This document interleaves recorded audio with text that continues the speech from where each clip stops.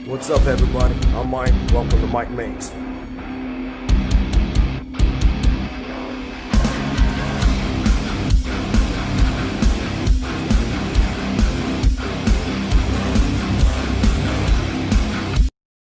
Okay, y'all are gonna get sick of me before it's over. I'm telling you, I'm on it.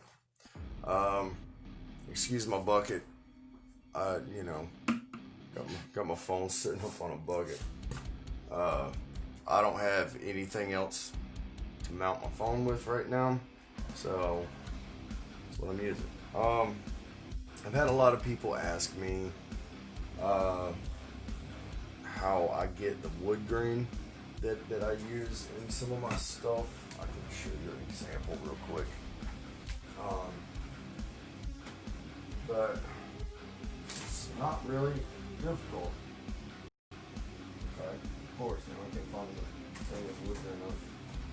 Okay. Stuff like this. Okay. It's not really that difficult. Granted, I did this with a different type of foam. Where is we got there for a second?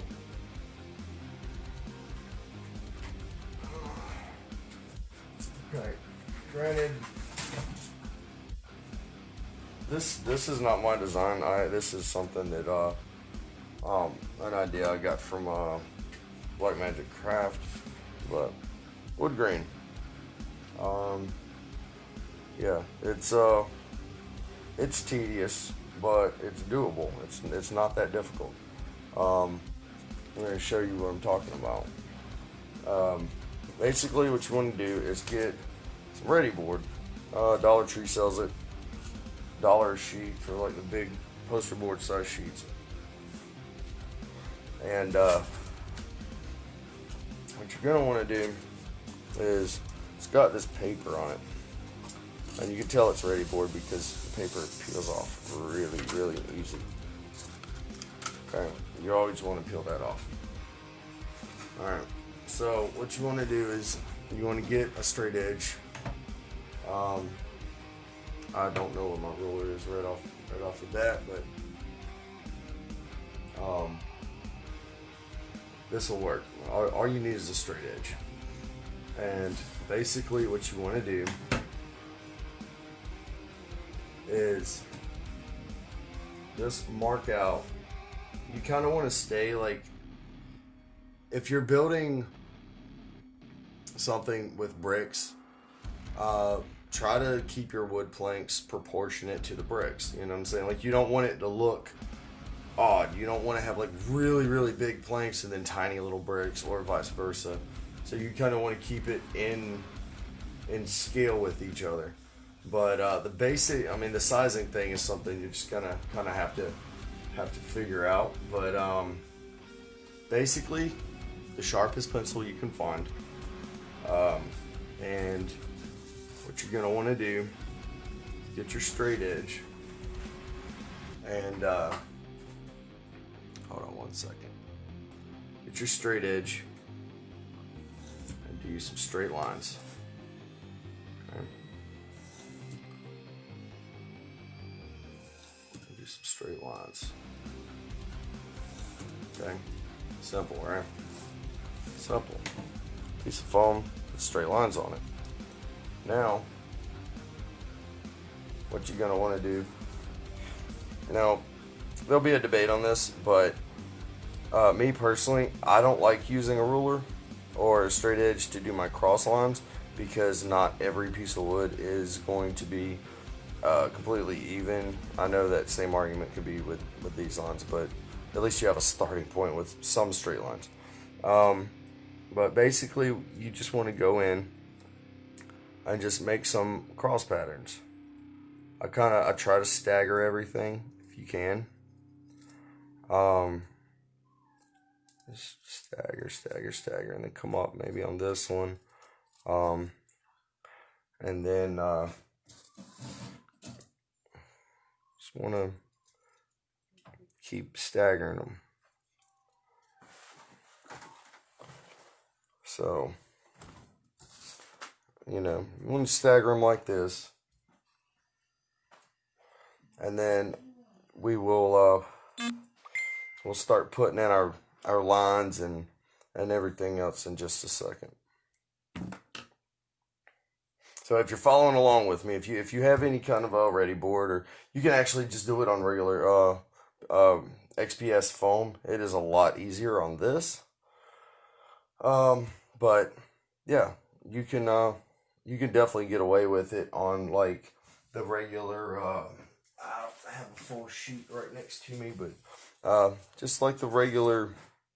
This is 1/2 inch, so you can do it on that. Sometimes, depending on the manufacturer of the foam, it's got like a grain to it. It only kind of likes to have straight lines in one direction. Excuse me. But yeah.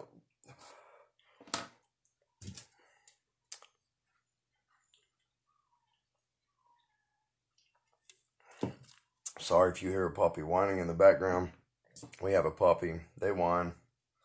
That's what they do.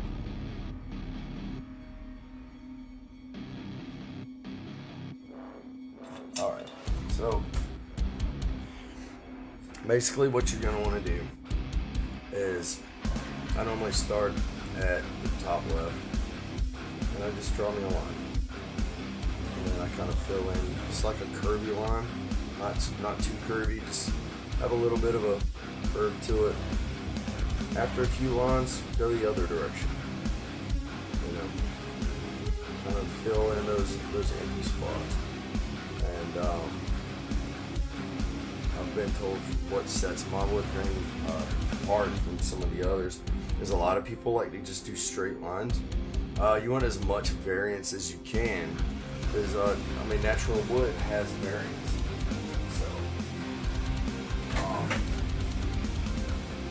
Want to try to get as much variance, maybe like on the next plank down, start a little bit over and just do squiggly lines, and then my next line I might shoot out a little bit and then come back in over here.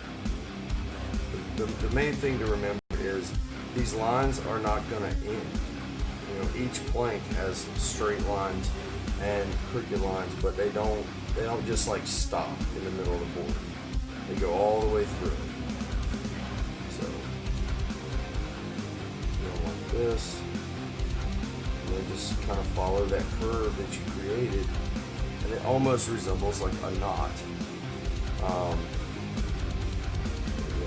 And definitely the sharper your pencil, the better.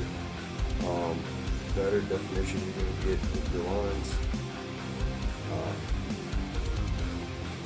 Like this one, I might create another knot down, and then basically just doing those couple.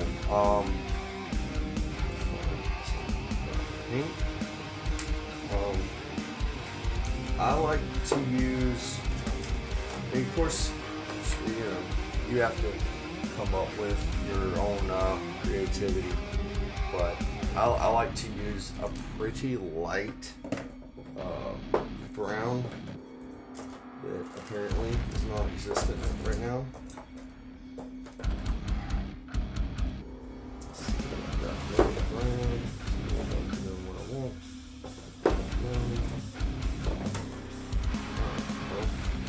Brown it is then. Just using regular craft paint.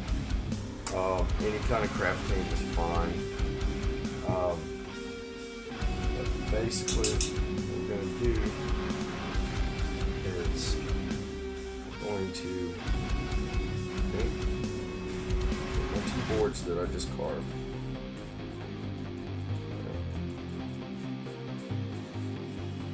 Like I said, this is like one of the easier techniques that I can show live. It doesn't really take a whole lot to figure this one out.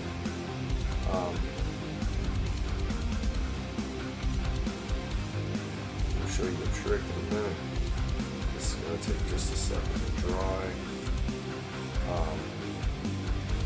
Now, one thing you can do You don't have to, but if you want to add a little bit more depth, you can always take a toothpick and just poke a couple little holes here and there in your board. And I'll show you why in a few minutes. You know, boards have nails in them, right? So we'll poke a couple little nail holes in there. It doesn't look like much right now, I know. But once we can get this board to dry, yeah, and like I'm not doing an actual like finished piece or anything with this.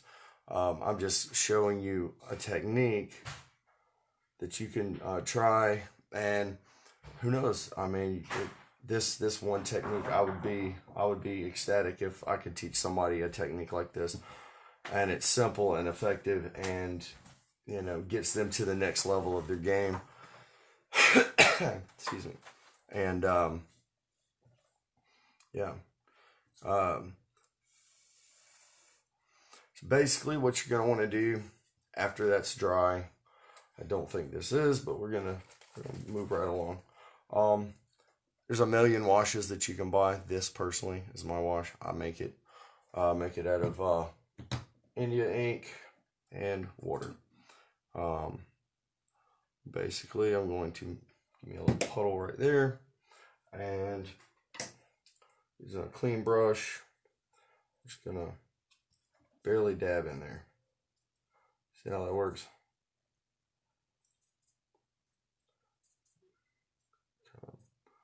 Barely dab in there.